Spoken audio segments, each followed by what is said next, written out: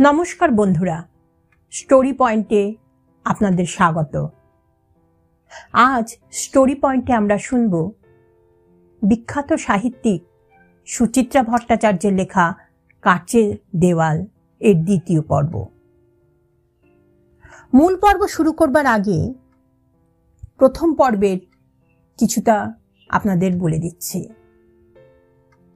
এই উপন্যাসের কেন্দ্রীয় চরিত্র একটি 18 বছরের মেয়ে বৃষ্টি। 18 বছর বয়সটা বৃষ্টির কাছে এলো সুকান্তের সেই কবিতার থেকেও যেন আরো দুঃসহ, আরো স্পর্ধিত এক চেহারায়। এলো অদ্ভুত এক খেলার প্ররোচনা হয়ে। বৃষ্টি একটি ব্রোকেন ফ্যামিলির মেয়ে। তার মা বাবা ডিভোর্সড। মাকে না মানার আর বাবাকে যাচাই করার এক রোখা এক খেলায় মেতে উঠল বৃষ্টি। সেই বৃষ্টি বিবাহ বিচ্ছেদের মামলায় জিতে যাকে নিজের হেফাজতে রাখার অধিকার অর্জন করে নিয়েছিল তার মা জয়া রায়, সেই বৃষ্টি আলিপুর জজ কোর্টের বারান্দায় দাঁড়িয়ে যার বাবা সুবীর রায় শাসিয়েছিল তার মাকে, সেই বৃষ্টির আজ 18। এই 18 বছর বয়সে আর কি কি ঘটনা ঘটল বৃষ্টির জীবনে, আসুন শুনে নেওয়া যাক। Thus the French Revolution had different stages. Firstly, it was an aristocratic movement led by the একটানা ভরাট গলায় লেকচার দিয়ে চলেছেন পিকেসি। লেকচারটা বৃষ্টিকে এক অন্য জগতে নিয়ে চলে যায়। অষ্টাদশ শতাব্দীর ইউরোপ, সেখানকার দুর্নীতি, স্বজন পোষণ, কামনা বাসনায় ভরা সে এক অন্ধকার সময়। একটা যুগ চলে যাচ্ছে, আরেকটা যুগ আসছে। মাঝের সময়টা বড় নিষ্ঠুর। যুগ পরিবর্তনের ধারাই এরকম। শুনতে শুনতে বৃষ্টির ডিকেন্সের উপন্যাসটার কথা মনে পড়ে যায়। দেবাদিত্য কিছুতেই বৃষ্টিকে শান্তিতে তার এই প্রিয় ক্লাসটা শুনতে দেয় না। পিছন থেকে অবিরাম ফিসফিস করে চলেছে। কি না বলছে বৃষ্টিকে! Minerva, Athena, Urvashi. বৃষ্টি বার কয়েক কটমট করে পেছন ঘুরে তাকালো। সঙ্গে সঙ্গে মুখ নামিয়ে নিচ্ছে। মাথা নিচু করে নোট নেওয়ার ভান করছে, পেন বন্ধ করেই। বৃষ্টি আবার সামনে তাকালো। পিকেসি ছড়ানো লেকচারটা গোটাতে শুরু করেছেন। পিরিয়ড শেষ হয়ে গেল। পিকেসির কথা বলার ভঙ্গির সঙ্গে কার যেন খুব মিল, ভালো মামার। এক একদিন মন মেজাজ ভালো থাকলে ভালো মামা এভাবেই সুন্দর করে ইতিহাসের কথা শোনায় বৃষ্টিকে। সেসব দিন যদিও এখন বিরল। ভালো মামার জীবনে দুর্ঘটনাটা না ঘটলে ভালো মামাও পিকেসি হতে পারত। ডিগ্রি ছাড়াই হিস্ট্রি, ফিলোসফি, পলিটিক্সের ওপর যা দখল, সারাদিনই মোটা মোটা বই ঘাটাঘাটি করছে। বৃষ্টির বুকটা টনটন করে উঠল। কি মরতে যে ভালো মামা কলেজ স্ট্রিটে এসেছিল কোনো এক উগ্রপন্থী নেতার বক্তৃতা শুনতে। তখন নাকি বেশিরভাগ কম বয়সী ছেলে মেয়েদেরই রক্তে বিপ্লবের নামে চনমন করে উঠত। বিপ্লব তো হয়েছে ছাই। মাঝখান থেকে ভালো মামার জীবনটাই বরবাদ হয়ে গেল। কেউ কেউ বোধহয় এভাবেই ছিটকে যায় স্বাভাবিক জীবন থেকে। ঘন্টা পড়ছে। পিকেসির ক্লাস থেকে বেরিয়ে যেতেই দেবাদিত্যর দিকে ঘুরে তাকালো বৃষ্টি। তুই কি রে, একটা দিনও পিকেসির লেকচার মন দিয়ে শুনতে দিবি না? দেবাদিত্যের মুখে নকল গাম্ভীর্য। তুই পিকেসের ক্লাস শুনিস? তো কি করি? খালি তুই মুখটার দিকে হাঁ করে তাকিয়ে থাকিস কেন রে? আমরা নেই? আমাদের দিকে তাকাতে পারিস না? দেবাদিত্যটা এরকমই বিশ্বফাজিল। সারাক্ষণ হ্যাঁ হ্যাঁ করে হাসছে। কলেজের যে কোনো জায়গায় 5-7টা মেয়ের জটলায় একটা ছেলে দেখলে দূর থেকেও বলে দেওয়া যায় ওই ছেলেটাই হবে দেবাদিত্য। সব সময় সখী পরিবৃত্ত। কি ভাবতেই পারে না যে ছেলের বাবা মারা গেছে 8 বছর বয়সে, মা 14 বছরে, মানুষ হচ্ছে কাকার কাছে, সে কাকাও নাকি এমন কিছু রাজার হালে রাখে না ভাইপোকে, সেই ছেলের এত লাইফ ফোর্স আসে কোত্থেকে? তৃষিতা একদিন বলেছিল, দেবাদিত্যের ব্যাপারে আলাদা, ওর 5টা ফুসফুস আছে, এক একটা ফুসফুস এক একটা মেয়ের জন্য রিজার্ভড। একসঙ্গে ও 5টা মেয়ের জন্য প্রাণ দিতে পারে। ফুসফুসের নেচারও আলাদা। শান্ত নরম মেয়ের জন্য শান্ত নরম ফুসফুস, এই ধর বালিহাঁস টালিহাঁস টাইপের, আর উদ্দাম বন্য মেয়ের জন্য একটা নেপোলিয়নিক ফুসফুস, ফাজলামির জন্য মোল্লা নাসির উদ্দিনের। পরভিন প্রশ্ন করেছিল, আর ওই যে ইনা বলে মেয়েটার সঙ্গে ঘুরে, যাদবপুরে জিওলজি নাকি পড়ে, মেয়েটার তো হেভি ফান্ডা, ওর জন্য? মীনাক্ষী বলে উঠেছিল, ওর জন্য বিক্রমাদিত্যের একটা ফুসফুস আছে। সেই ফুসফুসের কিছুটা সেডিমেন্টারি রক, কিছুটা গ্রানাইট, নইলে জিওলজির সঙ্গে খাপ খাবে কি করে? রণজয় বলেছিল, আসলে 5টা ফুসফুসের কমেও বাঁচবেও না, যা বিভৎস জায়গায় থাকে। একদিন ওর বাড়ি গেছিলাম, প্রথমে তো কিছুতেই নিয়ে যাবে না, ট্যান্ডাই ম্যান্ডাই করছে। তারপর কি সে গলি, গলির পর গলি, তস্য গলি। জীবনে কোনোদিন সেসব জায়গায় রোদ্দুর ঢোকে না। স্কটিক চার্চ স্কুলের পেছনে বিশ্রী চাপা দুর্গন্ধ, ভ্যাটে নোংরা পচে আছে। জাস্ট মনে মনে ভিজুয়ালাইজ কর, তাহলেই বুঝে যাবি। ওখানে থাকতে গেলে 2টোর বেশি ফুসফুস লাগবেই, নইলে টিবি হয়ে মরতে হবে। তার উপর ওর কাকিটার যা পচা মেজাজ। বৃষ্টি চুপ করে শুনছিল। ওরকম অন্ধকার স্যাঁতস্যাঁতে গলির বাড়িগুলো কেমন হয় সেটা জানে। তার ঠাকুমা ঠাকুরদাই তো থাকে ওরকম বাড়িতে। খুব ছোটতে মাঝে মাঝে বাবার সঙ্গে গিয়েছে। দাদু, ঠাকুমা, জেঠু, জেঠি বাদে আর সবাই কেমন যেন মিন টাইপের, মানে বাবার কাকা জ্যাঠার দল। হঠাৎ হঠাৎ অন্ধকার ঘুপচি ঘর থেকে বেরিয়ে এসে কি জেরাই না করত। তুই শুভুর মেয়ে? বৃষ্টি ভয় ভয়ে বলতো, তুই তো শুভুর কাছে থাকিস না, তাই না? বৃষ্টির রাগ আসত না। তোর মা চাকরি বাকরি করছে? বৃষ্টি গম্ভীর হয়ে যেত। মা এখন বিজনেস করে নিখিল মামার সঙ্গে।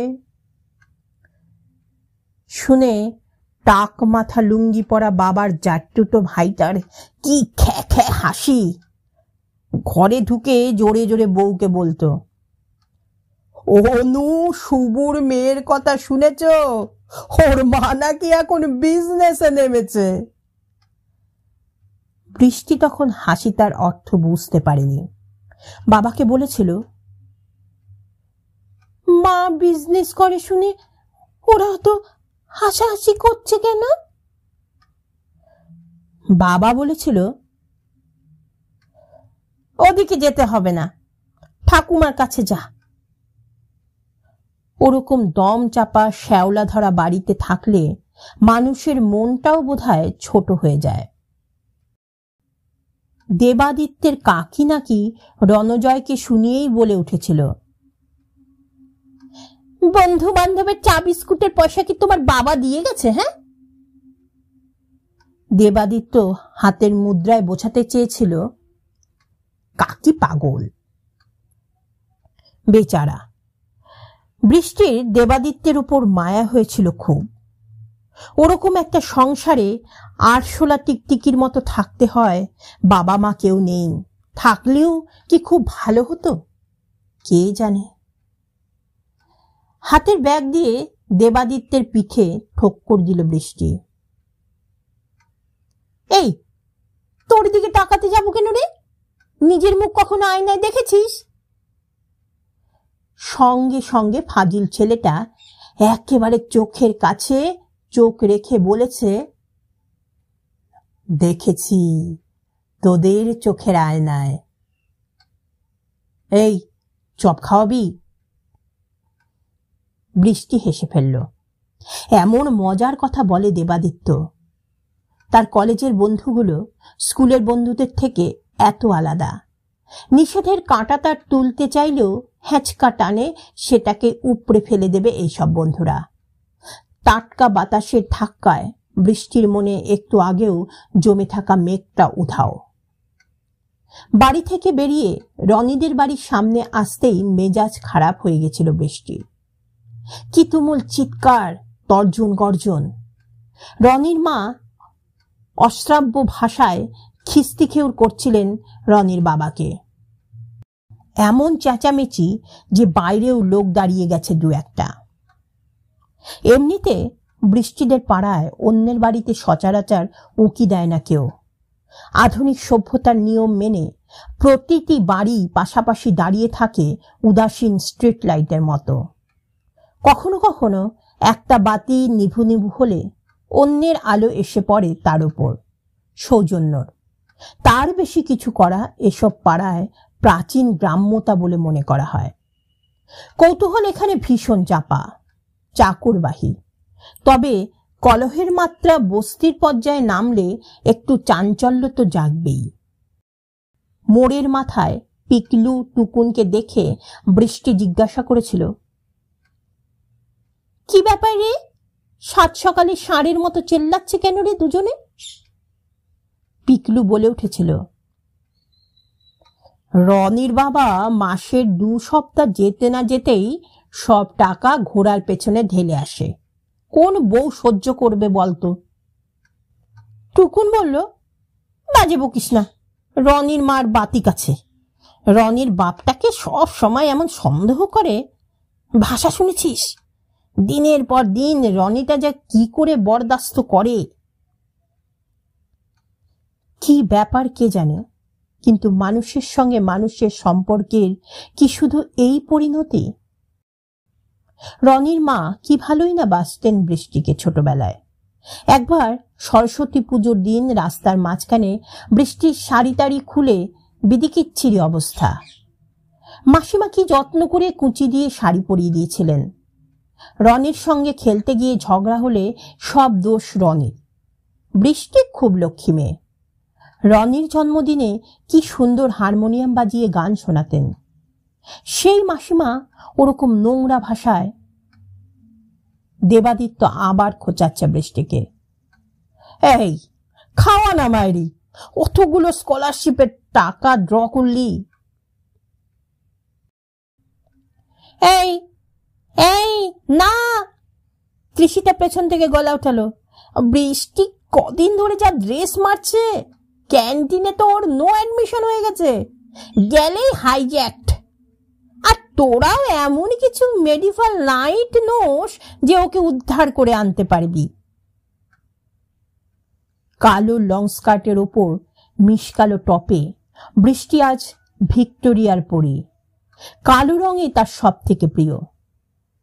নাইটদের নাম শুনে শুভ ফিচেল হাসি হাসল। নাইটরা কি শুধু মেয়েদের উদ্ধারই করত রে? চেস্টি বেল্টের গল্প জানিস না?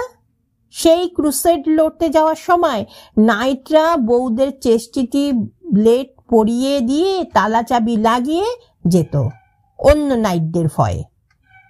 তার মানে বুঝলি তো, নাইট মাত্রই সাধু সন্ত নয়।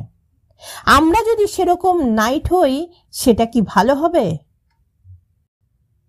তা বস, রোজ রোজ তোমার এরকম খুন খারাপি ড্রেসই বা কেন?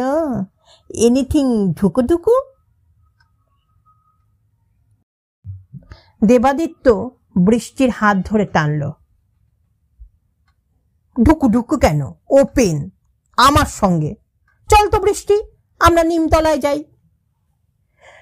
কলেজ ক্যান্টিনে ঢুকতে গেলেই প্রথমে যে অনুভূতির সম্মুখীন হতে হয় সেটা হলো অন্ধকার। তারপর মোহনদার উনুন আর অজস্র সিগারেটের ধোঁয়া মিলে মিশে একটা পোড়া পোড়া গন্ধ। একসময় সাদা দেওয়াল বিবর্ণ বাদামি। এটাই দেবাদিত্যের নিমতলা। প্রথম প্রথম এখানে ঢুকতে বৃষ্টির নিঃশ্বাস বন্ধ হয়ে আসত, চোখ মুখ জ্বালা করত। এখন অভ্যাস হয়ে গেছে। সুদেষ্ণা নাকে রুমাল চাপা দিয়ে ঢুকছে যথারীতি। শুভ, একটা সিগারেট দে তো। শুভ প্যাকেট খুলে সিগারেট গুনল, তারপর বেজার মুখে বলল, তুই তো 3টে টান মেরে ফেলে দিবি, কি লাভ হয় এরকম সিগারেট খেয়ে? সুদেষ্ণা শুভর প্যাকেট থেকে একটা সিগারেট প্রায় ছিনিয়ে নিয়ে তুলে নিল।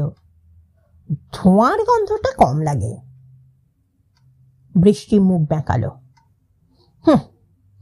ধোঁয়ার ভ্যাকসিনেশন কত ঢঙই না জানে সুদেষ্ণা।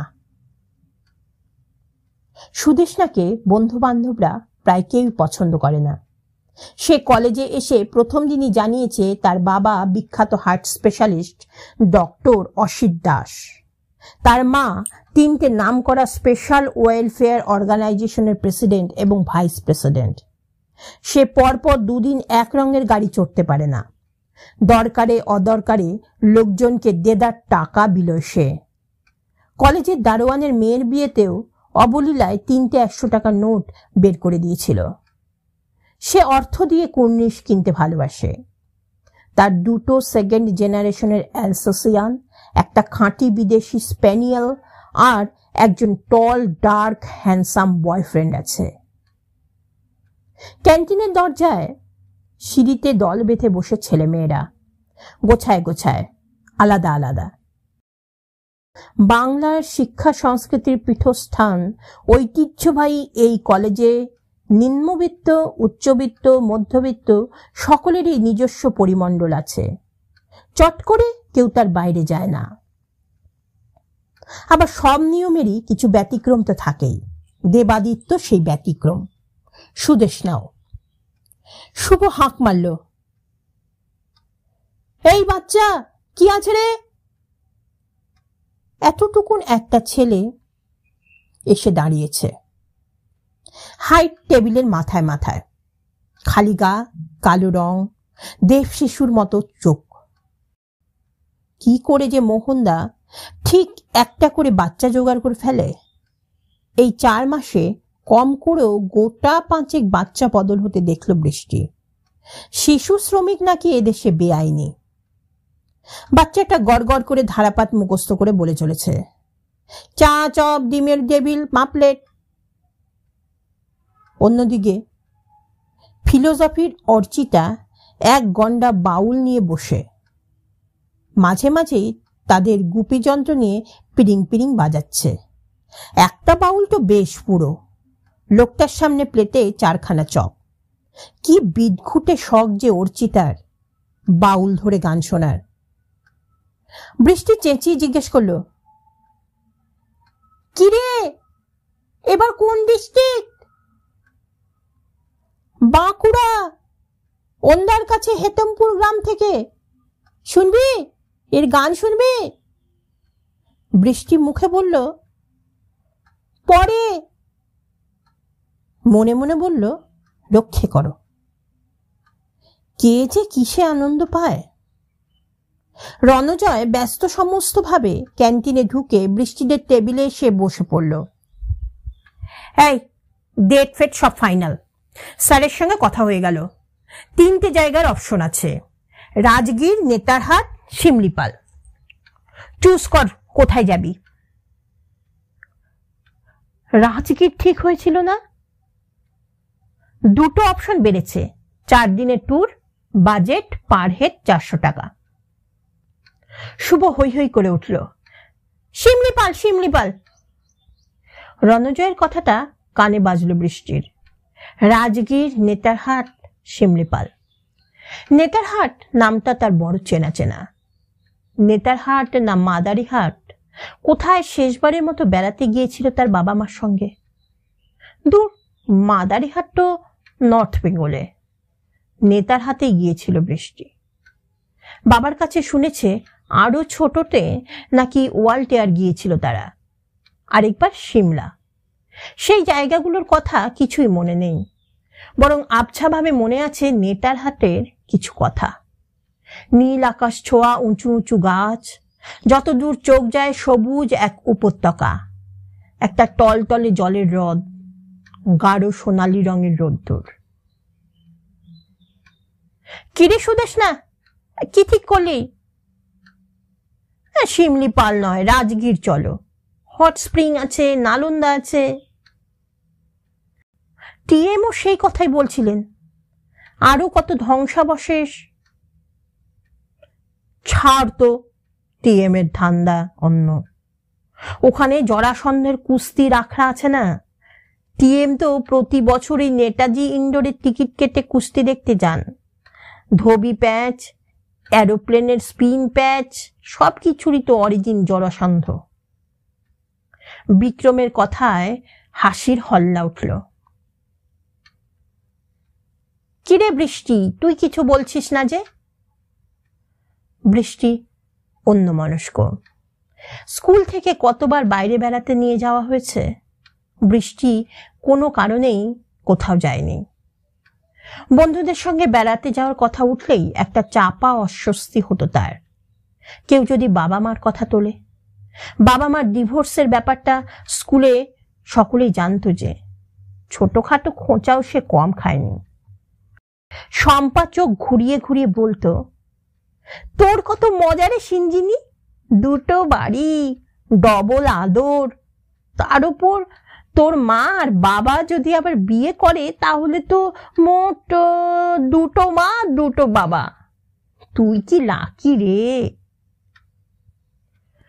ওই বয়সের ছেলেমেয়েরা এমন নির্মম হয়। কলেজে ব্যাপারটা অন্যরকম। এখানে কেউ কারোর বাবা মার অতীত নিয়ে সেভাবে কৌতূহলী নয়, অন্তত বৃষ্টির তাই ধারণা। ঋষিতা ঠেলল বৃষ্টিকে। এই বৃষ্টি, কোথায় হারিয়ে গেছিস? নেতার হাতে ভোট জিতছে, এনি অবজেকশন? বৃষ্টির মনে তবুও দ্বিধা। গেলে হয়। কিরে, যাচ্ছিস তো তুই? দেখি, পরে জানাবো। নো পরে ফরে, পরশু টাকা ডিপোজিট করতে হবে। কিরে দেবাদিত্য, তুইও চুপ যে? সীতার প্রশ্ন দেবাদিত্য যেন এড়ানোর চেষ্টা করল। আগে তো চপের অর্ডারটা দে। এই শুভ, দেখ না। শুভ গলা উঠালো। এই বাচ্চা, 7টা ভেজিটেবল চপ, সঙ্গে 7 কাপ গরম জল। সুদেশনা রসিকতা পছন্দ করে না। না রে, 7টা চপ, 7টা চা। শুভ আয়েশ করে আবার একটা সিগারেট ধরিয়েছে। ফট করে তার হাত থেকে সিগারেটটা কেড়ে নিয়েছে বৃষ্টি। শুভর মতোই আরাম করে টান দিল সে। ধোঁয়াগুলো মাথায় ঢুকে কারুকার্য শুরু করে দিয়েছে। জন্মদিনের দিন প্রচন্ড জোরে টেনে ফেলেছিল। জীবনের প্রথম টান। সঙ্গে সঙ্গে বুকে কি জোর ধাক্কা। কাশতে কাশতে চোখ মুখ লাল। কাশি থামার পরই কুনোই দুটো টেবিলে রেখে চুপচাপ মাথা চেপে বসেছিল অনেকক্ষণ। ক্রমে মাথার ভেতরটা কি আশ্চর্য রকমের হালকা। বিক্রম চোখ গোল করে তাকিয়ে আছে বৃষ্টির দিকে। তুমি তো বেশ ওস্তাদ হয়ে গেছো হে, কাউন্টারটা আমায় দিও। বৃষ্টি মনে মনে হাসল। তাকে তো ওস্তাদ হতেই হবে, সে এখন 18।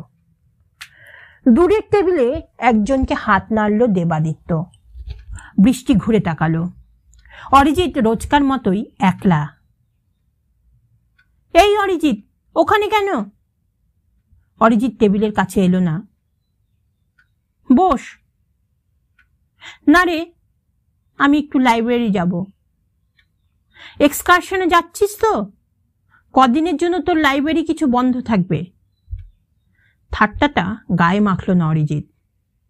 ইচ্ছে তো আছে, পরশুই দেখতে পাবি। সুদেষ্ণা বৃষ্টির কানে কানে বলল, বাবার পারমিশন পাওয়ার আগে পর্যন্ত ও ডিসিশন জানাতে পারবে না। পিতৃভক্ত রামের এক কাঠি বাড়া, পিতৃভক্ত রামপ্রসাদ। বউ নিয়ে বিছানায় যাওয়ার আগেও বাবার অনুমতি নেবে।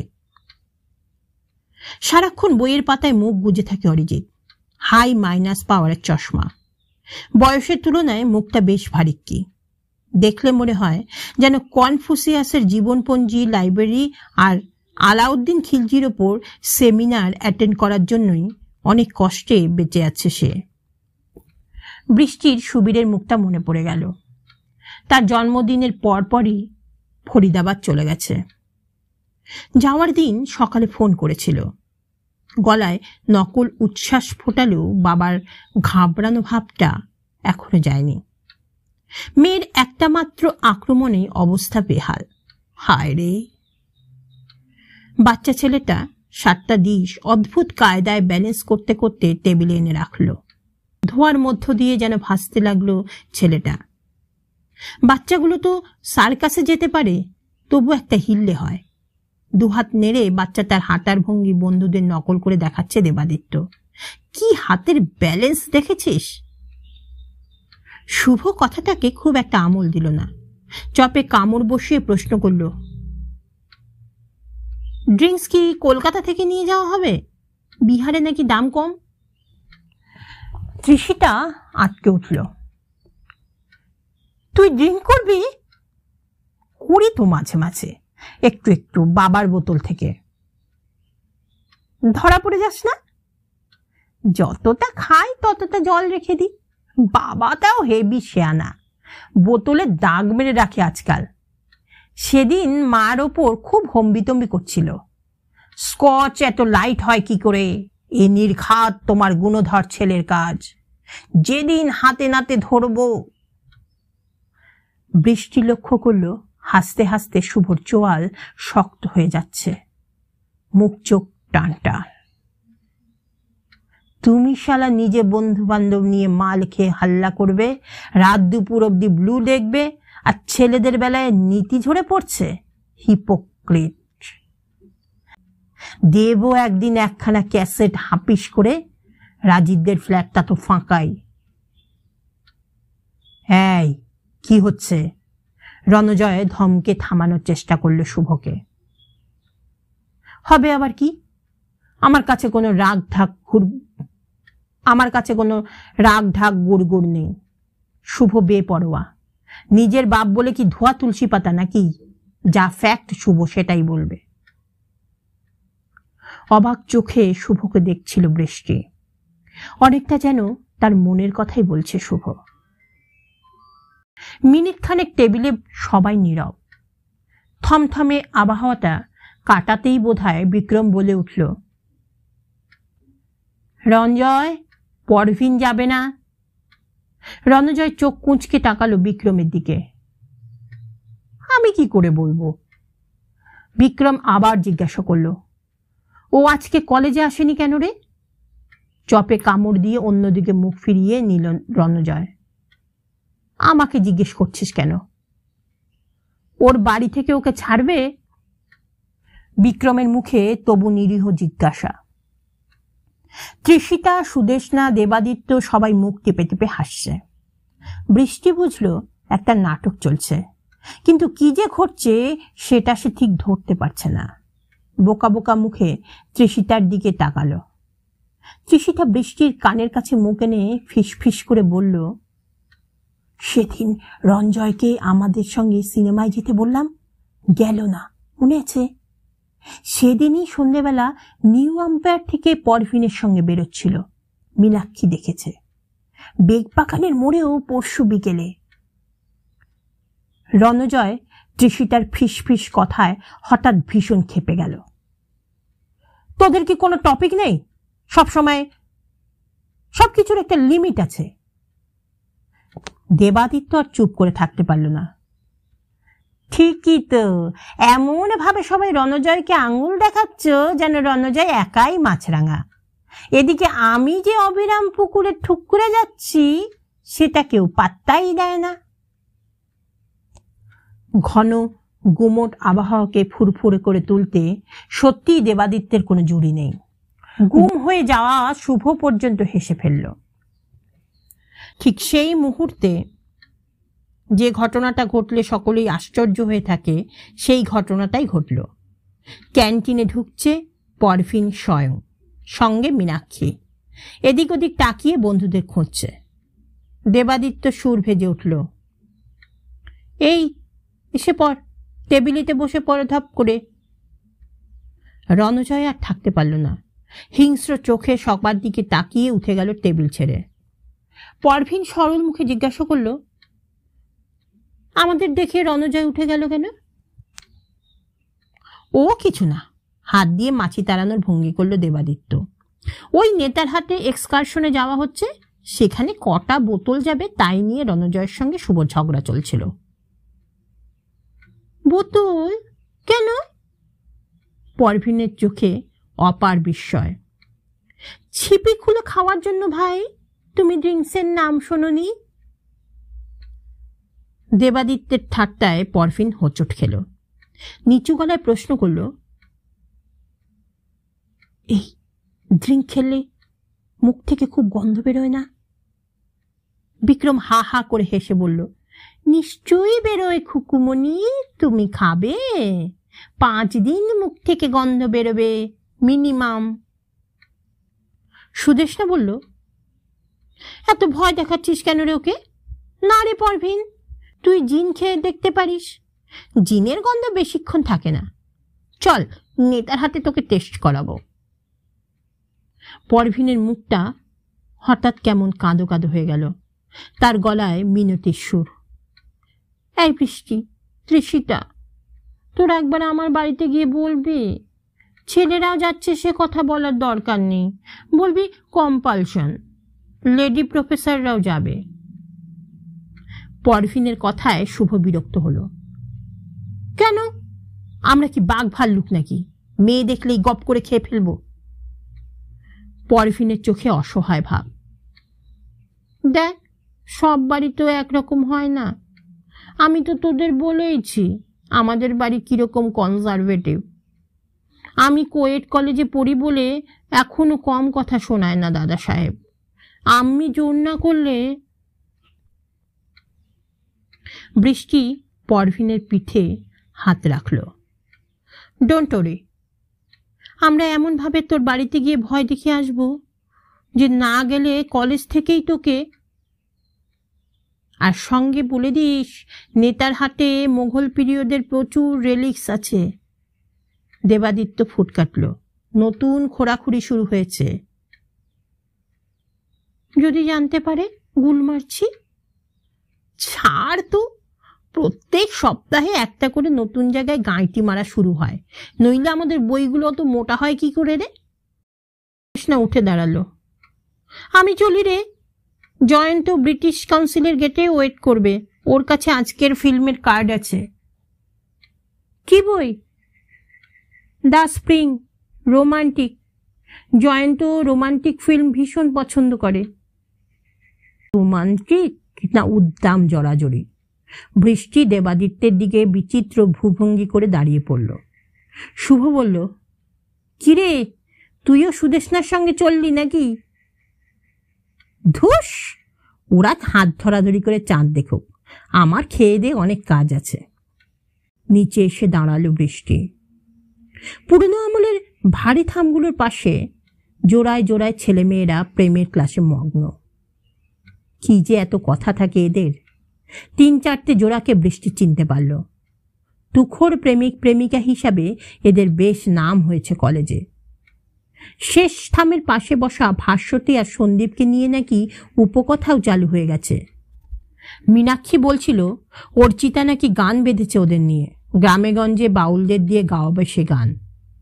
সন্দীপ নাকি ভাস্বতী বলে, আমি তোমাকে ভালোবাসি। ভাস্বতী বলে, জানি। সন্দীপ বলে, তোমার ফিলোসফির নোটটায় ভুল আছে। ভাস্বতী বলে, জানি। সন্দীপ বলে, তোমার বাবা আমাকে দেখলেই চটে যায়। ভাস্বতী বলে, জানি। তোমাকে নিয়ে একটু ঝোপের আড়ালে যেতে ইচ্ছে করছে। ভাস্বতী বলে, জানি। তারপর দুজনে হাত ধরাধরি করে উঠে যায়। তারপরের দৃশ্যগুলো অ্যাডাল্ট, তাই নিয়েই হবে অর্চিতার গান, ময়মনসিংহ গীতিকার সুরে। বৃষ্টির ঠোঁট কামড়ালো। প্রেমের শেষ দৃশ্য তো রনির মা বাবা কিংবা তার নিজেরও। রোমিও জুলিয়েটের বিয়ে হলেও শেষ পর্যন্ত হয়তো একই অবস্থা হতো। জুলিয়েট কৌটো ছুঁড়ছে, বাসন ভাঙছে, রোমিও রাগে গড়গড় করতে করতে হিংস্র নেকড়ের মতো গোটা বাড়ি দাপাচ্ছে, আর শহরের লোকগুলো তালি দিয়ে মজা দেখছে। হাঁটতে হাঁটতে কলেজের বাইরে এলো বৃষ্টি। ভবানীপুরের নীলামাসির বাড়ির সিঁড়ি দিয়ে উঠতে উঠতেই বৃষ্টির বুলবুলদির গলা পেল। চোস্ত হিন্দিতে দক্ষিণ বারাসতের কাজের লোকটাকে ধমকাচ্ছে। বৃষ্টি ঢুকতেই গলার স্বর বদলে ফেলল। ও মা, তুই এসে গেছিস? আমি আজ সন্ধ্যেবেলা ঠিক তোদের বাড়ি যেতাম। বৃষ্টি বলল, ছাড়ো তো, সেই আমাকে ফাঁসালে। এখন বই দুটো চটপট দিয়ে দাও, না হলে আজ বাড়ি ঢোকা যাবে না। কেন রে, বাবলু মামা খুব রেগে গেছে? জানো না, ওগুলো ভালো মামার হার পাজরা। কাল বাড়িতে এই নিয়ে তুল কালাম হয়ে গেছে। তোমাকে নাকি 3-4 বার ফোন করে দিয়ে যেতে বলেছিল। কাজের মেয়েটা কথার ফাঁকে শুরুত করে ভেতরে ঢুকে গিয়েছিল। তার মুখ থেকে খবর পেয়েই বোধহয় নীলামাসি বেরিয়ে এসেছে। এই তো বৃষ্টি এসে গেছে। বৃষ্টি, তুই একটু বস তো। চিংড়ি মাছের একটা নতুন প্রিপারেশন করেছি, চিলি সস, সয়া সস আর ধনেপাতা দিয়ে। এরা কেউ খেতে চাইছে না, তুই একটু টেস্ট করে দেখ তো। বৃষ্টি ভাবল, কি কুক্ষণেই না সে এসে পড়েছে। মার এই মাস্তুতো দিদিটির অদ্ভুত সব কুখাদ্য রান্না করার বাতিক আছে। এই ভয়ে বুলবুলদির বন্ধুরা এ বাড়িতে পথ মারায় না। আত্মীয় স্বজনরা আঁতকে ওঠে। বৃষ্টিও আসে কশ্চিৎ কালে ভদ্রে, তাও কিনা ফেসে গেল আজ। কাজের মেয়েটা স্যুপ খাওয়ার বাটিতে একটা ঘন কালো মণ্ড এনে টেবিলে রাখল। সেদিকে তাকিয়েই বৃষ্টির গা গুলিয়ে উঠল। বুলবুলদি সামনের সোফায় বসে দিব্যি মিটমিটি হাসছে। বৃষ্টির একটু রাগই হলো এবার। তুমি কি গো, ভালো মামা তোমায় ফোন করলো আর তুমি ডুব মেরে বসে রইলে? বুলবুলদি বলল, যা, বাবলু মামা ফোন করেছে না হাতি। একবার করেছিল, তাও কথা না বলতেই লাইন কেটে গেল। তোদের কলকাতায় কি এক বাড়িতে 3-4 বার ফোন পাওয়া যায়? বৃষ্টি বুলবুলিদির মুখ দেখেই বুঝতে পারল বুলবুলিদি মিথ্যা কথা বলছে। বুলবুলিদির লেখাপড়ায় ভালো, সোসিওলজিতে PhD করেছে। এত সুন্দর দেখতে, তবু দুটো যা পদভ্যাস আছে। 1, মিথ্যা কথা বলতে চোখের পাতা কাঁপে না। 2, যে কোনো কথা শুরু করলেই তা শেষ করে কলকাতার নিন্দা দিয়ে। বুলবুলিদি বৃষ্টির গম্ভীর মুখ দেখে কি বুঝলো কে জানে, গলা নরম করলো একটু। কাল সন্ধ্যায় ন্যাশনাল লাইব্রেরি থেকে ফেরার সময় ভাবলাম তোদের বাড়ি যাই। এমনভাবে লোডশেডিং হয়ে গেল, ট্রামগুলো সব দাঁড়িয়ে পড়ল। সত্যি তোদের জন্য কি কষ্ট হয়। কি বিচ্ছিরি শহরে যে মানুষ হয়েছিস তোরা। আমাদের দিল্লিতে বাবা। নীলামাসি বলল, থাম তো, দিল্লিতে শুধু অফিস, বিজনেস ডিল আর ভাও। ছ্যা ছ্যা, ওখানে মানুষে থাকে। কলকাতায় লোডশেডিং হয় বলেই তো লোকে জ্যোৎস্না দেখতে পায়, চাঁদের দিকে তাকায়, কবিতা লেখে। নীলামাসির কথায় কৃতজ্ঞ বোধ করল বৃষ্টি। গপ গপ করে উৎকল ঝাল খাবারটা গিলেও নিলে। নীলামাসি ভীষণ আগ্রহের সঙ্গে জিজ্ঞাসা করল, কেমন হয়েছে রে? বৃষ্টির বলতে ইচ্ছা করছিল 1 গ্লাস জল, মুখ দিয়ে বেরোলো, ভালো। নীলামাসি গজগজ করতে শুরু করল, তাও তো তুই কিছু বললি। যেমন বজ্জাত হয়েছে বুলবুলের বন্ধুরা, তেমন হয়েছে তোর মা। কিছুতেই এদিক মারায় না। তোর মেশো এই বয়স আর কত রকমের খাবার খাবে বল? বীরেন মেশো দিল্লিতে অডিট সার্ভিস থেকে রিটায়ার করার পর গত বছর কলকাতায় সপরিবারে পাকাপাকি ফিরে এসেছেন। বুলবুলদি কিছুতেই আসতে চায়নি। নীলামাসি আসার জন্য পাগল। বীরেন মেশোর কাস্টিং ভোট নীলামাসির দিকে পড়েছিল, সেই নিয়ে বুলবুলদির রাগ এখনো যায়নি। নীলামাসি বলল, জানি বলে লাভ নেই, তবু জয়াকে বলিস পারলে একবার যেন আসে।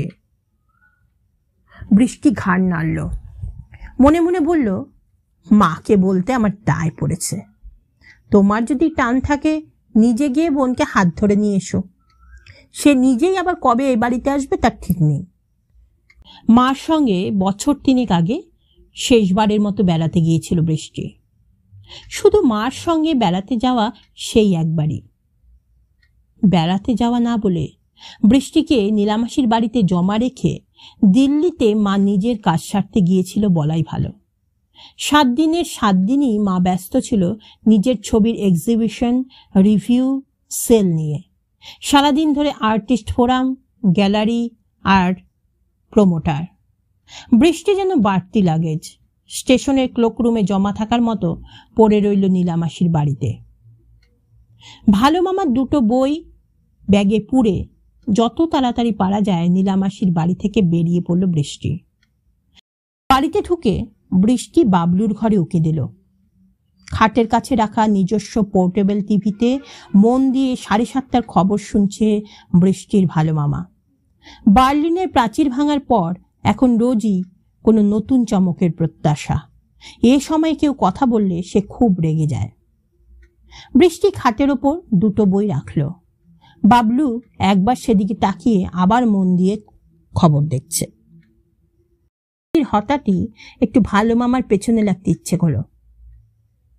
তোমার ভিপি সিং এর কি খবর? ইস্ট ইউরোপের কোনো দেওয়াল টেওয়াল আর ভাঙল?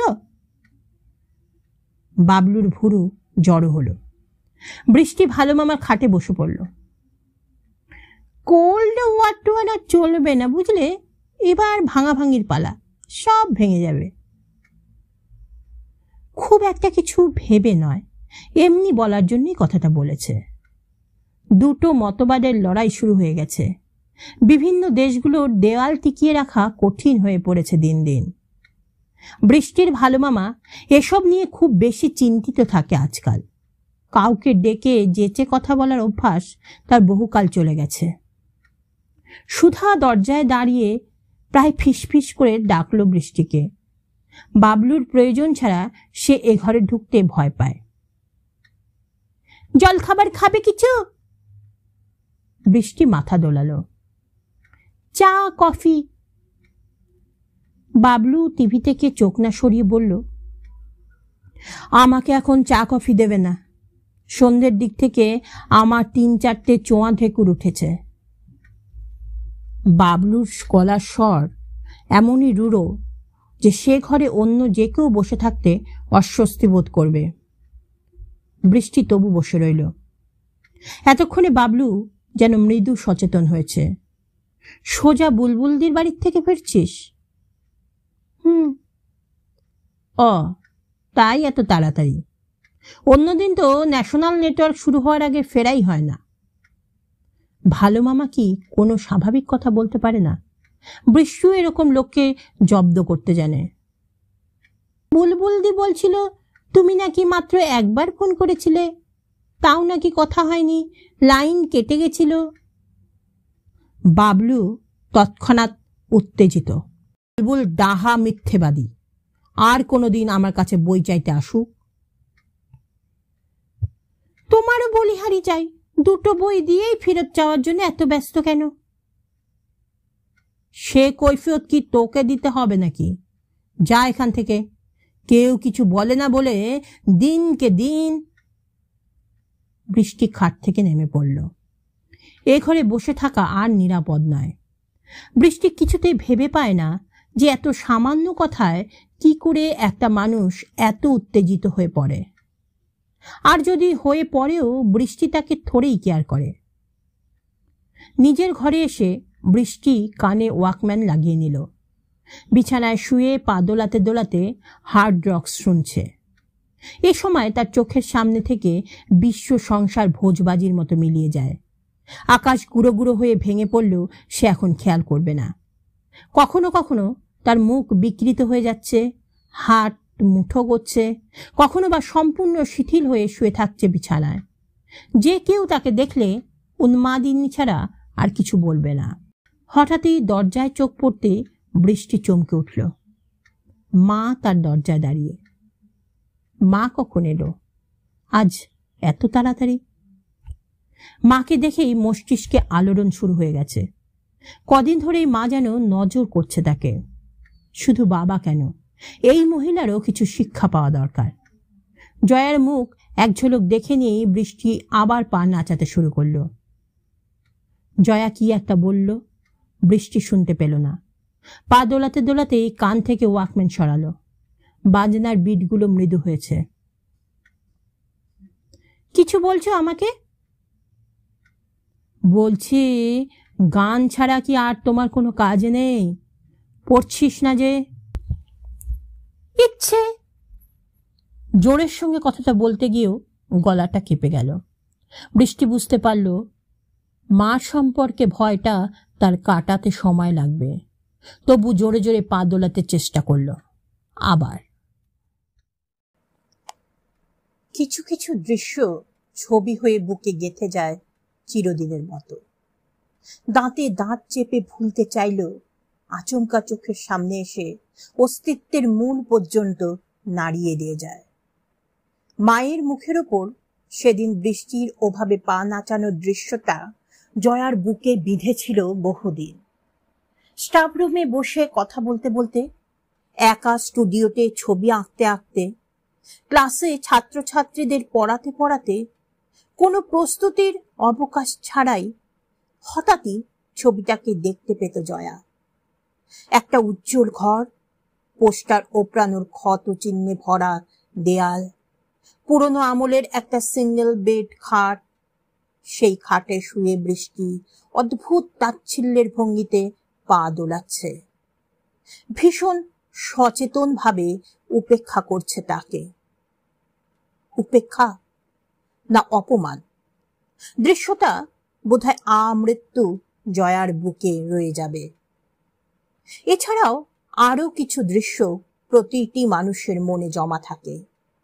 মানুষ ভাবে ভুলে গেছে, অথবা সময় সম্পূর্ণ মুছে ফেলেছে দৃশ্যটা।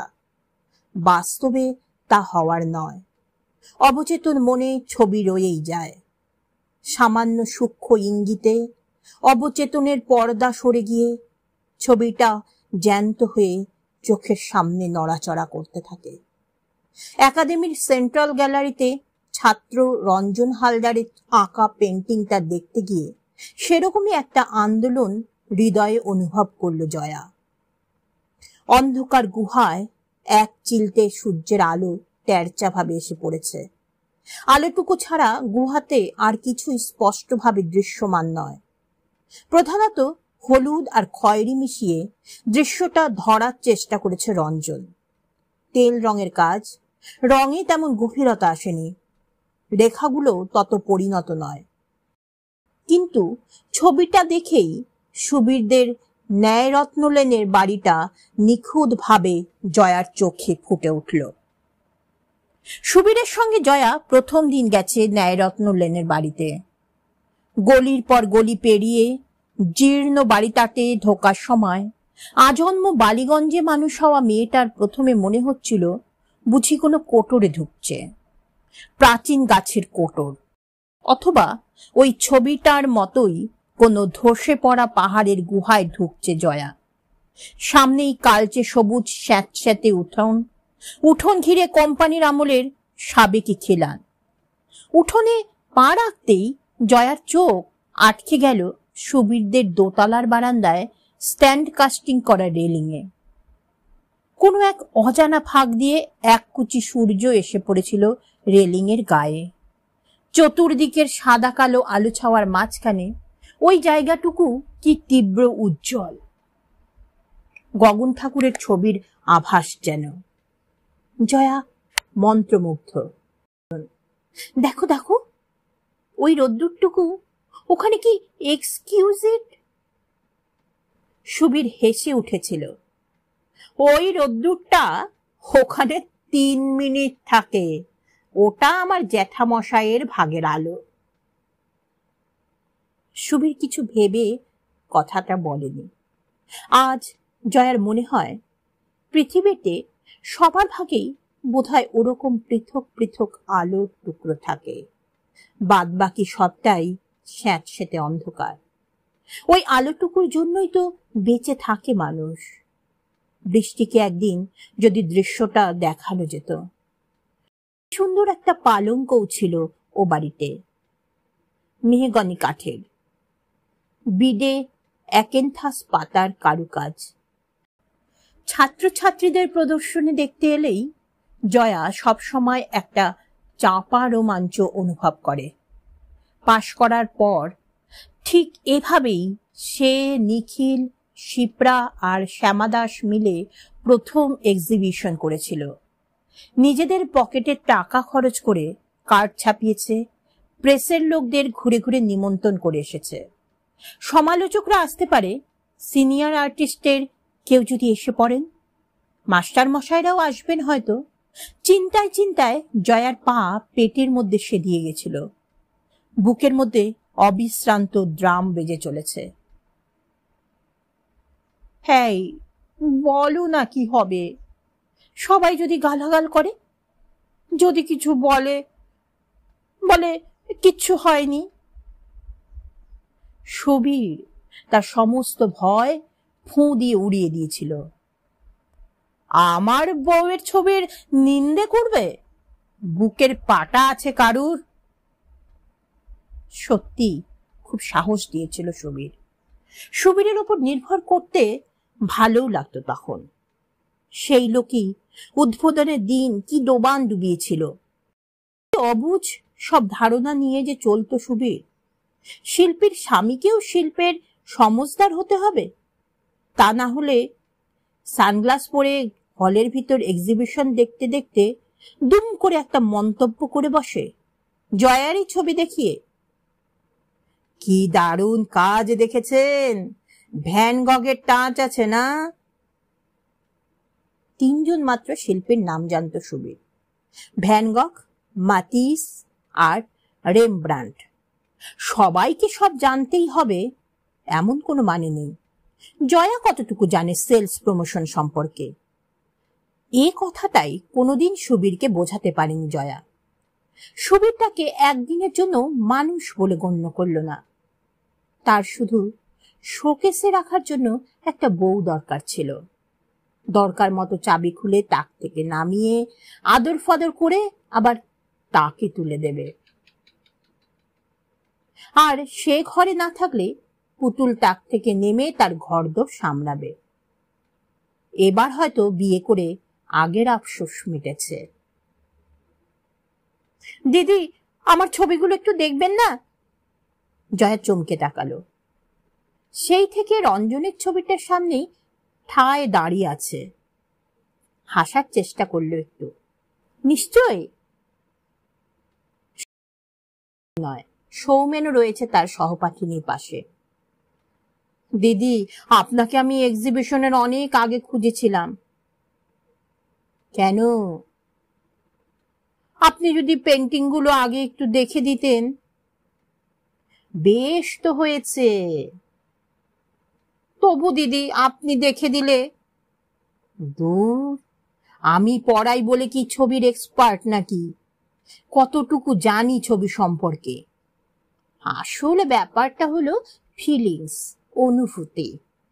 তুমি কিভাবে তোমার চারিদিককে দেখছো, সেই দেখার রং কিরকম, রূপ কিরকম, সবটাই তোমার নিজের ব্যাপার। দিনে রাতে প্রতি মুহূর্তে আলোর সঙ্গে সঙ্গে প্রত্যেকটি জিনিসের, মানুষের, জীবজন্তুর চেহারা বদলে যায়। তখন তুমি তাকে কিভাবে দেখছো, তোমার দেখার আনন্দ, তোমার দেখার যন্ত্রণা, সব মিলিয়েই তো ছবির নিজস্ব চরিত্র তৈরি হবে। জয়া তার ছাত্রছাত্রী মহলে বেশ প্রিয়। এদের মধ্যে সব থেকে বেশি স্বচ্ছন্দ বোধ করে সে। বৃষ্টিটাও কি সুন্দর ছবি আঁকতে পারত, চমৎকার রং চেনার ক্ষমতা আছে, অথচ একদিনের জন্য সেভাবে তুলি ধরল না। ছেলে মেয়েগুলো এখনো জয়াকে ঘিরে আছে। ফিরোজ একদিন ঠাট্টা করে বলেছিল, তুই কখনো একা হোস না কেন বলতো? যখনই দেখি চেলা চামুন্ডা নিয়ে ঘিরে রয়েছিস, তোকে একটু ফাঁকা পাওয়ার চান্সই পেলাম না কখনো। পেলে কি করতিস? টুক করে মনের কথাটা বলে ফেলতাম। ইয়ার কি হচ্ছে? না রে, ইয়ার কি নয়, তোকে দেখে সত্যি হিংসে হয়। কলেজের ছেলে মেয়েদের নিয়ে রয়েছিস, বাড়িতে দিব্যি নিজের রাজত্ব, ভাবনা চিন্তা নেই, মনের সুখে ছবি আঁকছিস, বৃষ্টির মতো একটা লাভলি মেয়ে পেয়েছিস। ফিরোজের গলায় বিষণ্ণতার সুর চাপা ছিল না। সে এমনিতে দিল খোলা, আমুদে, বোহেমিয়ান টাইপের। প্যারিসে 2 বছর থাকার সময় তার পরিচয় হয়েছিল এডার সঙ্গে। জার্মান মেয়ে, ব্রুনেট, মডেলিং করত। পরিচয় থেকে ঘনিষ্ঠতা, সেখান থেকে লিভ টুগেদার। ফিরে আসার পরও বহুদিন দুজনের যোগাযোগ ছিল। বিয়েও করবে ঠিকঠাক। এডা এদেশে এলো একবার, কিন্তু দেশটা তার পছন্দ হলো না। এত লোডশেডিং, এত বিশ্রী উষ্ণতা। ফিরোজকে বলেছিল তার সঙ্গে প্যারিসে গিয়ে থাকতে। সে মডেলিং করবে, ফিরোজ ছবি আঁকবে, দিব্যি চলে যাবে দুজনে। ফিরোজ রাজি হয়নি। এডা ফিরে গেল। ফিরোজ হয়ে উঠল 10 গুণ বেশি বোহেমিয়ান। সারাক্ষণ হাসছে, নাচছে, গাইছে, মদ খেয়ে ধুম হয়ে পড়ে আছে। কিন্তু ছবির ভেতরের আসল ফিরোজ ঠিক ধরা পড়ে না। তার সব আঁকাতেই রহস্যময় বিষাদ।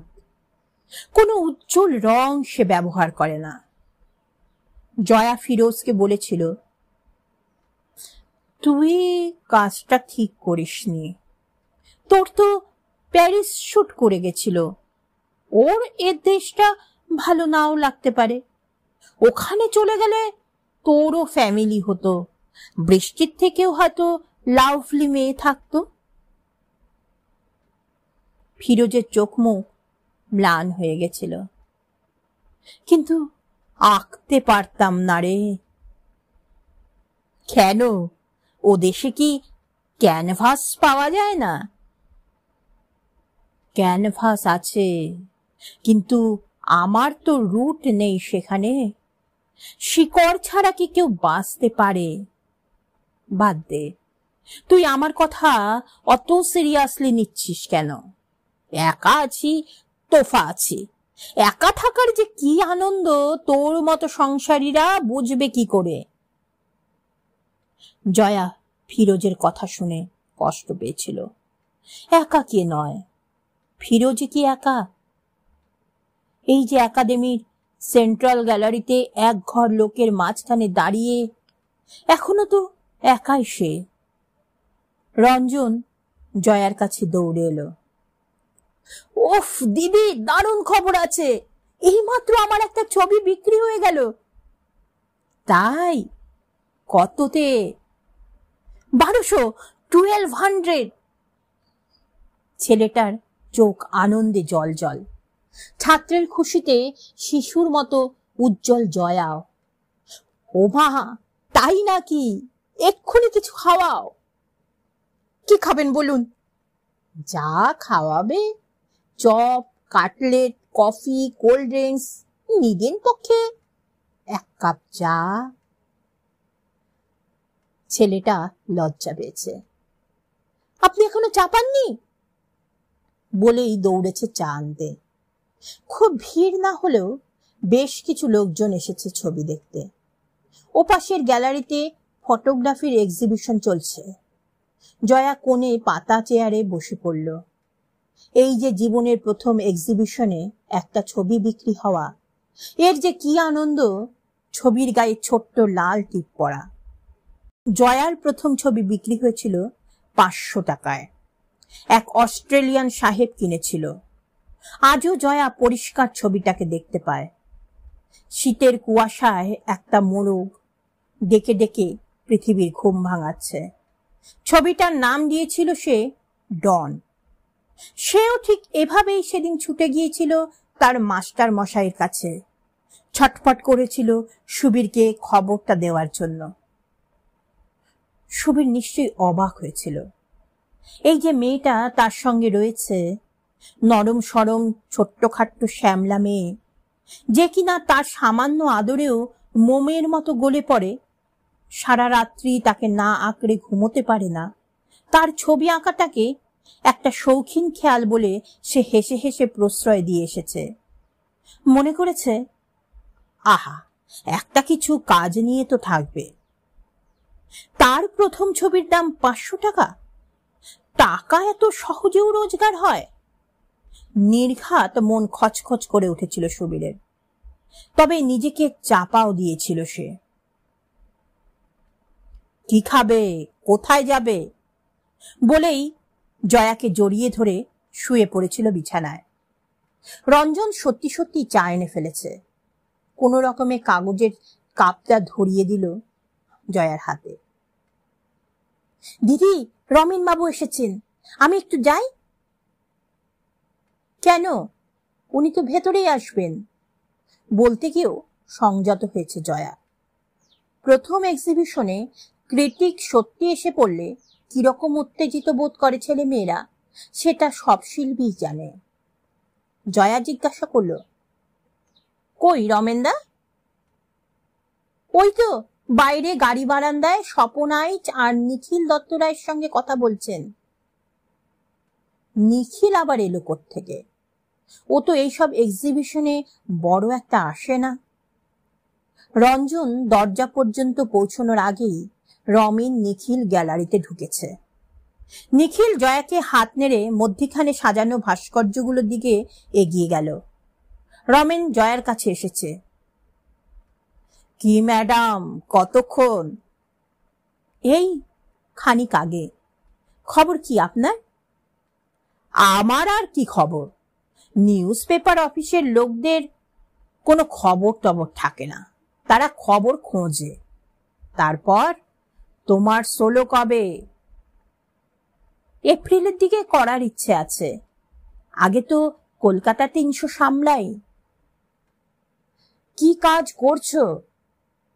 দেখি, ঠিক করিনি এখনো। তুমি তো আজকাল খুব সুররিয়ালিজমের দিকে ঝুঁকছো। লাস্ট মান্থে দরবার গ্যালারিতে তোমার অ্যাগনি ছবিটা দেখছিলাম। পুরনো ফর্ম থেকে অনেক সরে যাচ্ছ মনে হচ্ছে। ওটা তো অ্যাবস্ট্রাক্টের। ওই রকম এক চেষ্টা আর কি। জয়া কথা ঘোরাতে চাইল। নিজের ছবি সম্পর্কে আলোচনা করতে সে বেশ অস্বস্তি বোধ করে। আমার ছেলে মেয়েদের কাজ দেখুন, দারুণ কাজ করেছে। রঞ্জন আর রত্নাবলীর কয়েকটা কাজ তো বেশ ম্যাচিওর। দেখবো দেখবো, রমেন জোর করে হেসে উঠল। ওদের একটা রিভিউ চাই, তাই তো? জয়ার মুখে চাপা অর্থপূর্ণ হাসি। কবে আসছেন বাড়িতে? আপনার তো পাত্তাই পাওয়া যায় না আজকাল। ওভাবে যেতে বললে হবে, জোরদার নেমন্তন্ন তেমন্তন্ন করো, বেশ জম্পেশ পার্টি। বাই দা বাই, তোমার মেয়েকে সেদিন দেখলাম ইউনিভার্সিটির সামনে চুটিয়ে বন্ধুদের সঙ্গে আড্ডা দিচ্ছিল। বেশ বড় হয়ে গেছে তো। ও কি এখন কলেজে? হ্যাঁ, ফার্স্ট ইয়ার। জয়া মৃদু হাসল। হাসলে এখনো তার গালে গভীর টোল পড়ে। আমরা এখন বুড়ির দলে। বয়স কি কম হলো? কত হলো? 60, 70? এই নিখিল, জয়া কি বলছে শোন, ও নাকি বুড়ি। এখনো ইচ্ছে করলে। জয়া আর চোখে ছাত্রছাত্রীদের দেখে নিল। রমেন সাহা এরকমই, মুখের কোনো রাগ ঢাক নেই। আহ রমেন দা, কি হচ্ছে কি? আপনার নেমন্তন্ন কনফার্ম, শুধু একটা রিং করে আসবেন। নিখিল এক মনে একটা ব্রোঞ্চের মূর্তি দেখছে। পেন্টিং এর থেকেও মূর্তি গড়ার দিকে নিখিলের ঝোঁক বেশি। বিয়ে করার পর ছবি, স্কাল্পচার, এক্সিবিশন প্রায় মাথায় উঠেছে তার। একটা প্রায় সরকারি অফিসে শাড়ির ডিজাইনিং এর কাজ করতে হয় তাকে। বছরে এখন বড়জোর 8-10টা ছবি আঁকে কি আঁকে না, মূর্তি গড়ে তারও কম। জয়া ডাকলো, তুই কি অফিস থেকে আসছিস? যাবি আমার সঙ্গে? নিখিল মূর্তি থেকে চোখ সরালো না। কোথায়? সেমিনারে। চল, 4 জন ইটালিয়ান পেন্টার এসেছে, অনেকে আসবে। প্রকাশ দাদের সাথেও দেখা হয়ে যেতে পারে। ধুর, ওইসব সেমিনার আমার পোষায় না। লেকচার দেওয়া তোর পেশা, তুই যা। সিনিয়র টিনিয়রদের সঙ্গে দেখা করালো আমার কোনো ইচ্ছা নেই। তুই এখন করবিটা কি? ছবি দেখবো। ছেলে মেয়েগুলো আশা করে কার্ড দিয়ে এলো, ভালো করে দেখবো না? নিখিল ঘুরে দাঁড়ালো। কাজ নেই, কর্ম নেই, শুধু সেমিনার। তোকেও যেতে হবে না, চল আমার সঙ্গে ফিরবি। জয়া দ্বিধায় পড়ে গেল। সেমিনারটায় গেলে ভালোই হতো। এসব সেমিনারে অনেকের সঙ্গে যোগাযোগ হয়ে যায়, আর যোগাযোগ না রাখলে আজকের দুনিয়ায় কে কাকে পৌঁছে। তাছাড়া মডার্ন ইউরোপিয়ান ট্রেন্ডগুলো সম্পর্কেও। যাবি কিনা ভাবছিস তো? যেতে হবে না, চল তোদের বাড়িতে যাই। অনেকদিন বাবলুর সঙ্গে আড্ডা দেওয়া হয়নি। মন খুঁতখুত করলেও নিখিলের সঙ্গে বেরিয়ে এলো জয়া। বাড়ি ফিরবে। একাডেমির উল্টো দিকের মাঠে খেলা শুরু হয়েছে। মেলার রঙিন আলোয় সদ্য নামা অন্ধকার বর্ণময়। রবীন্দ্র সদনের সামনে এসে দাঁড়ালো দুজনে। ট্যাক্সি ধরবে। রবীন্দ্র সদনের মেইন গেটে 3 জন লোক দাঁড়িয়ে দাঁড়িয়ে কথা বলছিল। তাদেরই একজন ঘুরে ঘুরে দেখছে জয়াকে। জয়ার প্রথমটা একটু অস্বস্তি হলো। লোকটা জয়ার দিকেই এগিয়ে আসছে পায়ে পায়ে। পরনে ধুতি শার্ট, চোখে চশমা, লম্বাটে মুখ, তোবড়ানো ভাঙা গাল, ভীষণ চেনা চেনা যেন। কি খবর তোমার? কেমন আছো? গলাটা শুনেই জয়া চিনতে পেরেছে প্রবীর, সুবীরের দাদা। সুবীরের থেকে কতই বা বড়, বেশি হলে বছর 4-এর। এর মধ্যেই কি চেহারা ভেঙেছে! 50-এ পৌঁছানোর আগেই 70-এ বুড়ো যেন। নিখিলের থেকে একটু তফাতে সরে গেল জয়া। আপনি কেমন আছেন? এই কেটে যাচ্ছে। আপনি কেমন আছেন? এই কেটে যাচ্ছে। বাবা মা বলতে গিয়েও জয়া থমকে গেল। সুবীরের বাবা মাকে এখনো কি আর বাবা মা সম্বোধন করা যায়? প্রবীর বলল, তোমার নাম টাম তো খুব দেখি আজকাল কাগজে।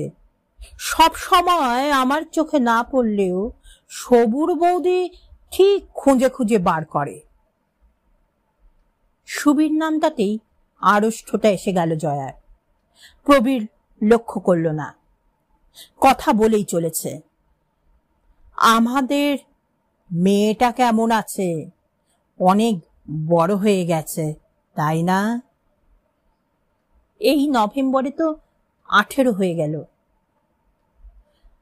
মাঝে মাঝে মেয়েটাকে বড় দেখতে ইচ্ছে করে। জয়ার খারাপ লাগলো। ঠাকুরদা, ঠাকুমা, জেঠু, জেঠি সম্পর্কে আকর্ষণ দূরে থাক, ধারণা তৈরি করারও সুযোগ পেল না বৃষ্টি। এ ব্যাপারে জয়ারই বা কি করার ছিল? পরিস্থিতির কাছে মানুষ বড় অসহায়। একটুক্ষণ চুপ থেকে প্রবীর আবার শুরু করেছে। শুভুর কাছ থেকে মাঝে মাঝে বৃষ্টির খবর পায়। শুভু আজকাল প্রত্যেক মাসেই 2-1 করে যায় বাড়িতে। বাড়ির সবাই ভালো আছে তো? জয়া কথার মোড় ঘোরাতে চাইল। টুকাই বুবাই কোন ক্লাসে পড়ছে? টুকাই এবার মাধ্যমিক দেবে, বুকাই 8-এ। মাঝে 1 বছর ফেল করলো তো। আমারই মতো মাথা হয়েছে দুটো। প্রবীর একটু রসিকতা করার চেষ্টা করল। তোমরা কি এখনো ওই বাড়িতেই, দেশপ্রিয় পার্ক? তোমার ভাইয়ের কি খবর? সেই একই রকম, হুইল চেয়ার। এত বছর পর প্রবীরের সঙ্গে কথা বলতে জয়ার ভালো লাগছিল। শরীর বুড়িয়ে গেলেও মানুষটা সেই সাদামাটা ভালো মানুষ। সুবীরের সঙ্গে তুমুল গন্ডগোলের সময় একমাত্র এই লোকটাই জয়াকে বলেছিল, আমি জানি শুভুর সঙ্গে তোমার বনা খুব কঠিন। শুভুটা এত স্বার্থপর। বাবা মা যাই বলুক, তোমার ডিসিশন তুমিই নেবে। শুভুর সঙ্গে থাকো তুমি। তোমার বাবা মাও থাকে না, আমার বাবা মাও না। একবার বাড়িতে যেতে বলবে নাকি প্রবীরকে? বৃষ্টির সঙ্গেও দেখা হয়ে যাবে। থাক, ছিঁড়ে যাওয়া সুতোকে নতুন করে গিঁট বাঁধার চেষ্টা করে লাভ নেই। জয়া অন্য কথায় গেল। অনেকদিন পর আপনার সঙ্গে দেখা হয়ে খুব ভাল লাগছে। আপনি কি এখন থিয়েটার দেখতে? না না, ওই বন্ধুরা রয়েছে, ওদের অফিস ক্লাবের ফাংশন, গান টান হবে, চলি। ওরা দাঁড়িয়ে আছে। তুমি কি বাড়ির দিকে? হ্যাঁ। প্রবীর চলে যাওয়ার পর নিখিল এগিয়ে এলো। কে রে? কথা শুনে মনে হচ্ছিল সুবীরের কেউ হয়। আগে দেখিসনি? সুবীরের দাদা।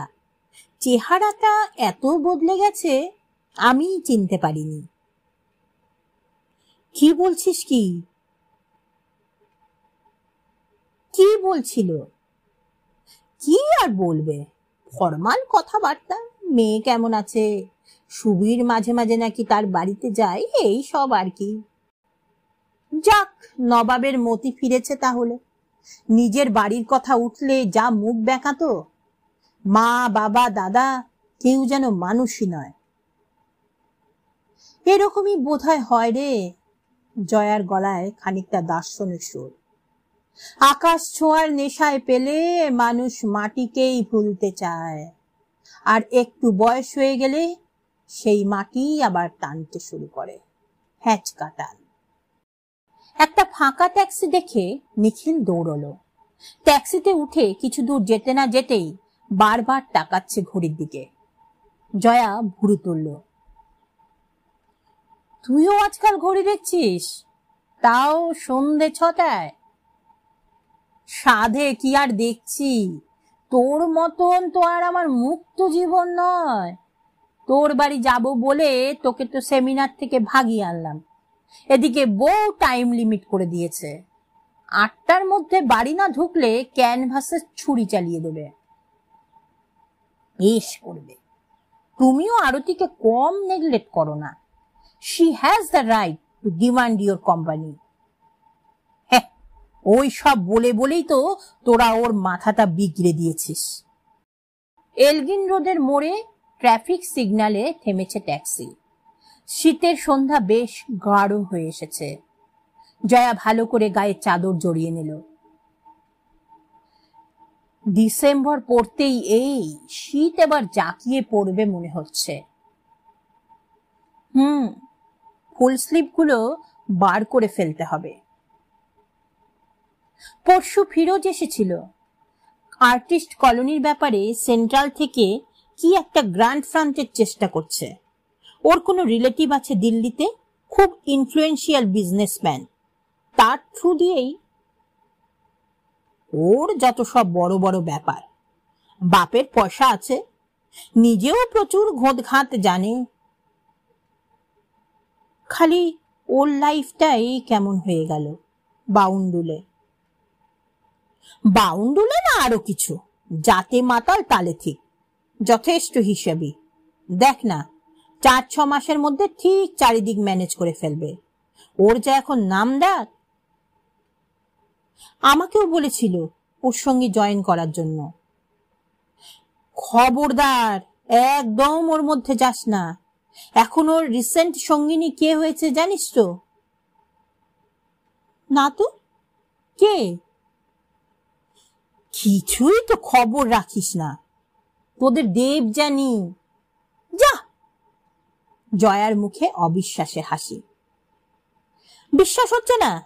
একটা কথা মনে রাখিস, তোদের ওই দেবযানী পারে না এমন কোনো কাজ নেই। জয়ার মুখে তবু অবিশ্বাস। নিখিল দেবযানীকে একদমই সহ্য করতে পারে না। কলেজে পড়ার সময় মধুশ্রী বলে একটা মেয়ের ওপর ওর একটু দুর্বলতা ছিল, একেবারে প্লেটোনিক স্তরের। তাই নিয়ে জয়ারাও খুব খ্যাপাতো নিখিলকে। একদিন জয়ার বাড়ির আড্ডাতে উঠেছিল কথাটা। দেবযানী সেখান থেকেই শুনে কথায় কথায় গল্প করে এসেছিল আরতিকে। ব্যাস, আর যায় কোথায়। নিখিলের সঙ্গে সে সময় কি যে সাংঘাতিক ঝগড়াঝাটি হয়েছিল আরতির, দাম্পত্য সম্পর্ক ভাঙে ভাঙে। তারপর থেকেই আরতি অত্যন্ত সন্দেহ বাতিগ্রস্ত হয়ে পড়ে। জয়াও আরতির লিস্টের বাইরে ছিল না। জয়া অবশ্য গায়ে মাখেনি। এরকম তো হতেই পারে। মানুষ কখন কাকে ভালোবাসবে, কখন কাকে সন্দেহ করবে, তার তো কোনো বাধা ধরা নিয়ম নেই। মনটাকে অত বশে রাখাও যায় না। যদি যেতই, তবে কেন এখনো সুবীরের বিভিন্ন অনুষঙ্গ মনে পড়ে যায় তার 11 বছর পরও। বাড়িতে ঢুকে জয়া সুধাকে বলল, তাড়াতাড়ি একটু কফি করে ফেলতো, আর নিখিল দাদাকে কিছু খাবার করে দে। সুধা চলে যাচ্ছিল, কি মনে হতে আবার ডেকেছে, বৃষ্টি ফিরেছে? সুধা ইতস্তত করল, না, মানে আজ ফিরতে দেরি হবে। নিখিল বাবলুর ঘরে গিয়ে গল্প জুড়ে দিয়েছে। বাবলু নিখিলকে খুব পছন্দ করে। আর একজনও তার পছন্দের ছিল, সুবীর। তবে পছন্দ করে বলে যে মতে মেলে তা নয়। নিখিল বাবলুর এক জায়গা হলেই কিছুক্ষণ পর তর্ক শুরু হয়ে যায়। দুজনেই পাগলের মতো চেঁচাতে থাকে, বিশেষত রাজনীতির প্রসঙ্গ এলে। জয়া পারতপক্ষে তাদের আলোচনায় যোগ দেয় না। ইরাক কুয়েত দখল করে ভালো কাজ করেছে কিনা, রাষ্ট্রসংঘ ঠিক কি কি সিদ্ধান্ত নিচ্ছে ইত্যাদি প্রসঙ্গে জয়ার উৎসাহ নিখিল বাবলুর থেকে অনেক কম। কফি খেয়ে জয়া যখন বাথরুম থেকে হাত মুখ ধুয়ে বেরিয়ে এলো, তখনও তুমুল তর্ক চলছে দুজনের। ঘরে গিয়ে মুখে ক্রিম টিম মাখলো, তখনও চলছে তর্ক। টিভিতে বাংলা খবর শেষ হয়ে এলো, তখনও। জয়া বাবলুর ঘরে এলো। সঙ্গে সঙ্গে নিখিল বাবলু দুজনে মিলে সাক্ষী মানতে শুরু করেছে জয়াকে। যেন জয়ার মতামতের উপর নির্ভর করছে আমেরিকা ইরাকে সৈন্য পাঠাবে কি পাঠাবে না, অথবা চন্দ্রশেখর সরকারের গদির অবস্থা কি হবে। তোকে না আরতি তাড়াতাড়ি ফিরতে বলেছে। নিখিলকে অনিচ্ছা সত্ত্বেও উঠতে হলো। তর্কের মাঝখান থেকে উঠে যেতে হলে কেমন যেন পরাজিত পরাজিত লাগে নিজেকে। প্যাসেজে এসে জুতো পড়ছে। বৃষ্টি ফেরেনি এখনো? তাই তো দেখছি, খুব বন্ধু বান্ধব বেড়েছে আজকাল। আবার বলছিল নেতারহাট বেড়াতে যাবে বন্ধুদের সঙ্গে। সারাক্ষণ টানা মিলে উঠছে। সে তো হবেই, নতুন কলেজে ঢুকেছে, পাখাটা একটু গজাবেই। শুধু কি পাখ না, কলজেও বেড়েছে। নইলে ওভাবে মেয়ে মুখের ওপর পা দোলায়। আজ প্রবীরের সঙ্গে দেখা হয়ে যাওয়াটা আকস্মিক হলেও পুরোপুরি আকস্মিক মনে হচ্ছিল না জয়ার। এমন তো বহু সময়ই হয়েছে, যে লোকের সম্পর্কে ভাবছে অথবা তার ঘনিষ্ঠ কেউ তারপরেই হাজির হয়েছে বাড়িতে। এই তো পরশু বিকেলে কয়েকটা ছবির ফ্রেমের ব্যাপারে শ্যামাদাসের কাছে যাবে ভাবছিল, তার খানিক পরেই পার্ক স্ট্রিটের মোড়ে দেখা হয়ে গেল শ্যামাদাসের বউয়ের সঙ্গে, প্রায় 2-3 বছর পর। কোন ঘটনাটা যে ঠিক আকস্মিক সেটার বোধহয় সঠিক সংজ্ঞাও হয় না। তবে প্রবীরের সঙ্গে কথা বলতে বলতে অত ইমোশনাল হয়ে পড়াটাও কোনো কাজের কথা হয়নি। এই বয়সে জোলো আবেগ, আবেগের দিন কবেই পেছনে ফিরে চলে এসেছে জয়া। প্রবীরের কোন কথাতে সে দুর্বল হয়ে পড়েছিল? সুবীরের প্রসঙ্গে না বৃষ্টির? বৃষ্টির কথা মনে পড়তেই জয়া সুধাকে ডাকল। আজ দেরি কেন হবে? বৃষ্টি কিছু বলে গেছে? বাবলু হুইল চেয়ারে নিজস্ব বাথরুমে যাচ্ছিল।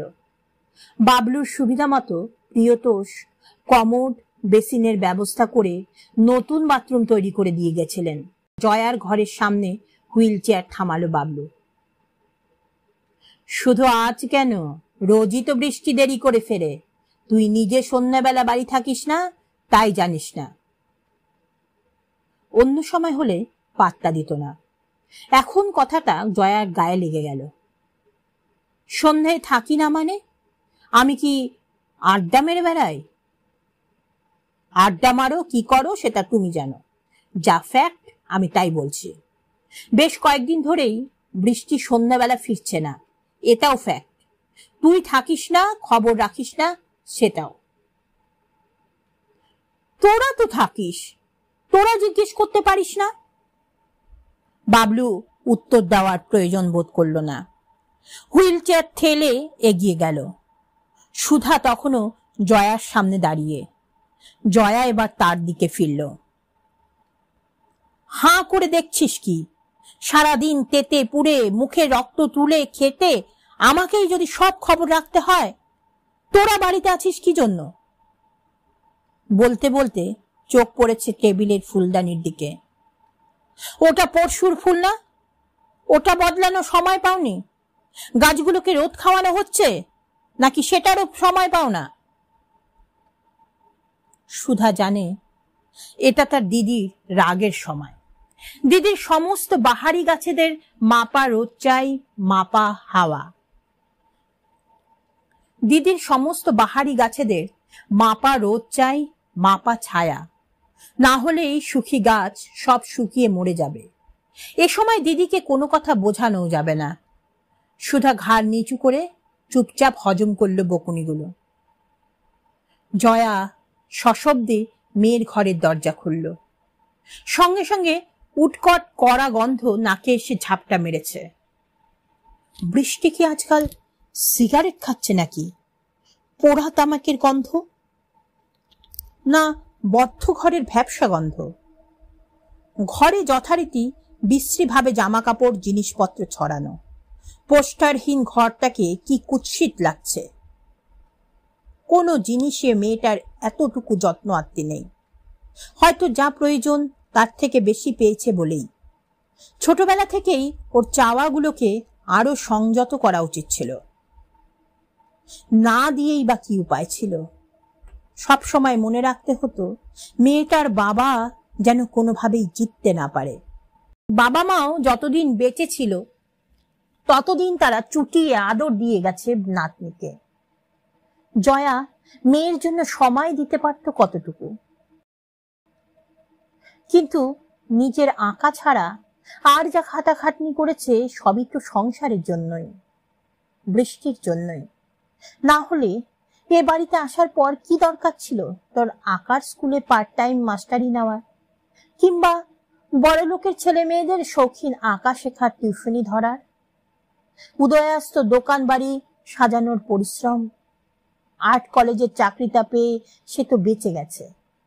তার ছবি যাতে মোটামুটি বিক্রি হয় একটা নিশ্চিত রোজগার থাকে, আর্ট ডিলাররা যাতে মাথায় হাত বুলোতে না পারে, তার জন্য পরিশ্রম ছোটাছুটি তো করতেই হয়।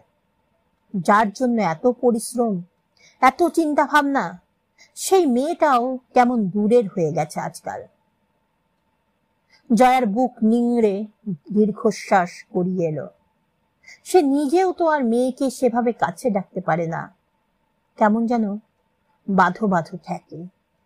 দীর্ঘদিনের অনভ্যাস নিকটতম সম্পর্কেও মরচে ধরিয়ে দেয়। আবার সেদিনের দৃশ্যটা জয়ার মনে পড়ে গেল। মেয়ে তাকে দেখেও কানে ওয়াকম্যান লাগিয়ে পা নাচাচ্ছে। জয়া মেয়ের ঘর থেকে বেরিয়ে এলো। বাবলু তো একটু নজর রাখতে পারে। সারাদিন নিজের ঘরে শামুকের মতো গুটিয়ে আছে, নিজের খোলে। কেবল কোনো কারণে আঁতে ঘা লাগলেই থাক, যে যেভাবে খুশি থাকতে চায় থাক। কে কবে জয়ার কথা ভেবেছে? সুবীর চেয়েছিল তার সময়, তার শরীর, তার অখণ্ড মনোযোগ। তার চাহিদা মতো সব জুগিয়ে যেতে পারলে সম্পর্কটাই ভাঙতো না হয়তো। পরগাছার মতো কেটে যেত জীবনটা। একা ওই মানুষটাকে দোষ দিয়েই বা কি লাভ? বাবা মা ভাই বৃষ্টি সবাইকে নিয়েই তো তার জীবন। তারা কতটুকু দিয়েছে জয়াকে?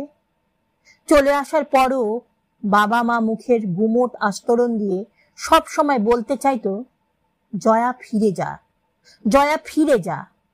অন্তত বৃষ্টির মুখ চেয়ে, আত্মসম্মান বিসর্জন দিয়ে। অনুভব করারও চেষ্টা করেনি মেয়ে তার নিজের হাতে গড়া সংসারকে ফেলে এসেছে কত যন্ত্রণায়। একটা জলপ্রপাত তুষারে স্তূপ হয়ে জমে গেছে বুকে। সবাই পর, সবাই পর। জয়া দ্রুত সিঁড়ি বেয়ে উপরে উঠতে শুরু করলো। সুধা ডাকলো পিছন থেকে, দিদি খেয়ে যাবে না? স্টুডিওতে দিয়ে যাস। বৃষ্টি এলে তোমাকে ডাকবো? জয়া পলকের জন্য দাঁড়ালো, তারপর আবার উঠতে শুরু করেছে। না থাক,